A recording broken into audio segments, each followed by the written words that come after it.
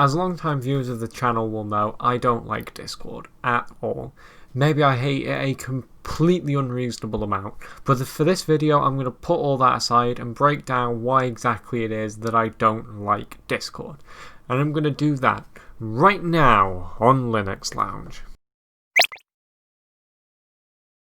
And to start us off with, the first reason I have for disliking Discord is one that I have to give a mention, given this is an open source technology channel. And that reason I have for disliking Discord is that it isn't open source. Not even the client that you run on your computer is open source, which you'd really think it should be, given it's just a simple web app. Now, a lot of you who aren't familiar with my channel or open source software generally might be wondering why that's a problem. Well, first, I'd just like to say welcome to the open source community. We're a friendly bunch for the most part, and I hope you'll stick around. But the reason for not wanting to run a proprietary program, as we're saying, is it will very much leave you at the mercy of Discord. At which point they can do whatever they want to you because you can't see the code of the program, and they have done whatever they want. There have been investigations into Discord that show they can, theoretically, if they want to, listen in on your calls, which they probably won't. And I don't think that generally people who develop proprietary software have malicious intentions, but that's still a potential security risk as well as a violation of your freedom, as you can't see what's happening with the program that you run. As well as that, there's no way to know that the program is using proper encryption, which could leave you, vulnerable to hackers and such. As well as that, if you're forced into using this proprietary software, you have to use Discord's own client. For instance, if you use Telegram, you can use any number of open source clients, but that's not the case with Discord, as there aren't any open source clients and there really aren't any clients generally, other than Discord's proprietary one. So all in all, even if Discord isn't doing anything malicious by being proprietary, I genuinely still think you're opening yourself up to potential threats to your security and freedom. The next problem I have with Discord is closely linked to the fact that you can only run Discord's own client to access their service. The problem with that is that their client is, simply put, absolutely awful. Like many modern programs, it's a web app, which leads to all sorts of problems. The first of which really is that web apps are generally more demanding than native apps, which I get that most modern PCs have more than enough horsepower to deal with, any program that you throw at it. But I don't necessarily want a web app running in the background taking up my resources 24/7. And frankly, I need to be able to run my chatting client 24/7. Another problem with Discord being a web app is really just a lack of system integration. Now, this is a problem with some other chatting clients that aren't web apps too. But it's frustrating that Discord will never fit in with the rest of my system. Discord doesn't look like the rest of my programs on my systems visually, and the UI doesn't work like the rest of the programs on my system. Plus, the UI generally feels very sluggish as a result of being a web app.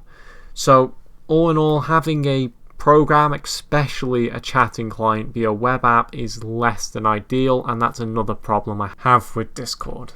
And the third problem I have with Discord is really that its servers are completely centralized and are in the hands of one company. Now, I realize that this is a problem with lots of different online services, but Discord is a victim of this problem as well. Now, this problem has several problems, you could say. The first of which is much like the issue of Discord being proprietary, in that because Discord owns all of the servers, they're free to mistreat you however they want. But there are also more issues with Discord's centralization that have nothing to do with ethics. The first of which is that if Discord goes down, whether permanently or for a short period of time, you lose access to all of your friends if you have them on Discord exclusively, which is less than ideal. And if Discord was decentralized and in the hands of several different companies and individuals, there would be much less risk of that happening. Now, the last reason why I greatly dislike Discord is really the biggest. It's a huge monopoly in the section of the industry it occupies. If you want to talk with more niche communities, you really have to use Discord, as it's become the standard for gamers and several other types of more niche community. If you want to join someone's community, chances are it's on Discord. Now, the problem with this is the same as with monopolies generally. It means that Discord can do whatever they want and you can't really do anything about it. For instance, if there was any serious competition to Discord, I guarantee you they wouldn't have locked emotes and several other important features behind a paywall. In fact, Discord's competition does prove this. Telegram, for instance, not only allows you to use whatever custom emotes you want for free, but also allows you to create your own. If Discord had serious competition, they may have to do the exact same thing.